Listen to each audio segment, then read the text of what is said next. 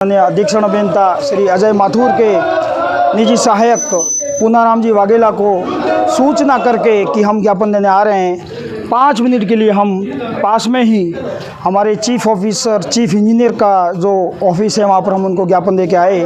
तब तक माननीय अधीक्षण अभियंता यहाँ से निकल चुके थे। टेलीफोनिक वार्ता करने के उन्होंने बताया कि मैं बाईतू पहुँच गया हूँ, जो कि एक आम आदमी भी सोच सकता है कि 5 या 10 मिनट में बाईतू नहीं पहुँच सकते हैं। उसी संदर्भ में आज यहाँ पर आक्रोशित होकर सभी कर्मचारी यहाँ पर धरने पर बैठ गए हैं।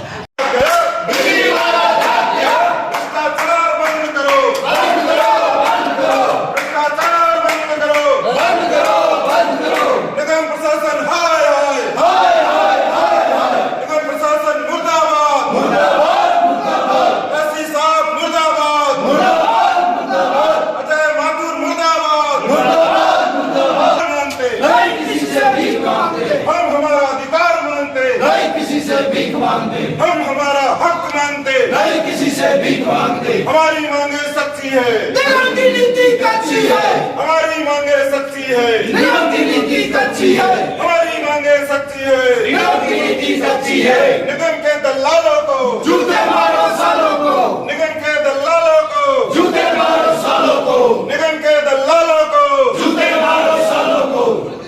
विद्युत प्रशासन मैं खीमकरण खींची भारतीय मजदूर संघ की विद्युत इकाई जोधपुर विद्युत वितरण निगम श्रमिक संघ के बाड़मेर जिला अध्यक्ष का पद का दायित्व निर्वहन कर रहा हूं। हम आज पूरे जिले की ज्वलन समस्याओं को लेकर के माननीय अधीक्षण अभियंता श्री अजय माथुर के निजी सहायक पूनाराम जी वाघेला को सूचना करके कि हम ज्ञापन देने आ रहे हैं। 5 मिनट के लिए हम पास में ही हमारे चीफ ऑफिसर चीफ इंजीनियर का जो ऑफिस है वहाँ पर हम उनको ज्ञापन दे के आए।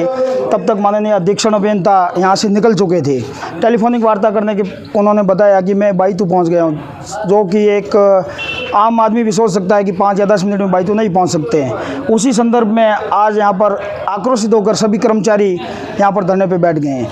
बात रही हमारे मांगों की, तो देखा जाए तो विद्युत कर्मचारियों की तो दुनिया भर की मांगें हैं और उनको आज दिन तक अनदेखा ही किया जा रहा है।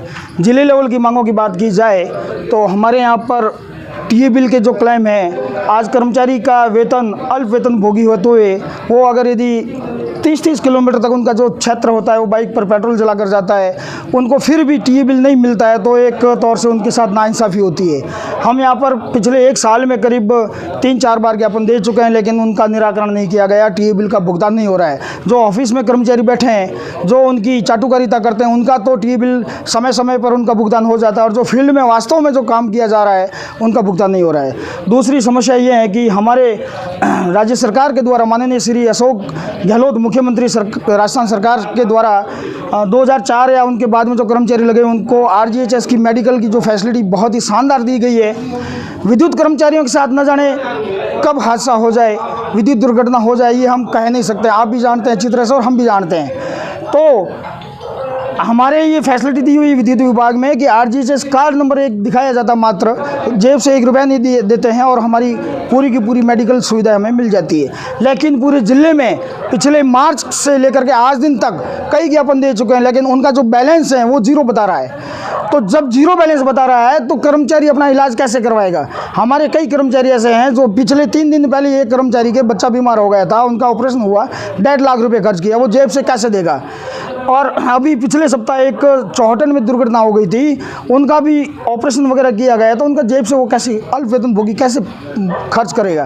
तो इन समस्याओं के लिए हम इनके अधीक्षण अभियंता के पास आए, तो ये तो अनदेखा करके निकल गए हैं। तो इतनी ज्वलनशील समस्याओं को वो एक छोटी सी बात समझ करके निकल रहे हैं, तो जाहिर सी बात है धरना दिया ही जाएगा। तो कितने ऐसे कर्मचारी हैं जो से प्रभावित हो रहे हैं, टीओडी नहीं मिल रहा है और समस्या? करीब 850 कर्मचारी हैं हमारे, जो 2004 या उनके पश्चात यहाँ पे लगे हुए हैं। उनमें से मान के चलिए आपकी करीब 65-70% कर्मचारी ऐसा है उनके 0 बैलेंस बता रहे हैं आरजीएचएस में।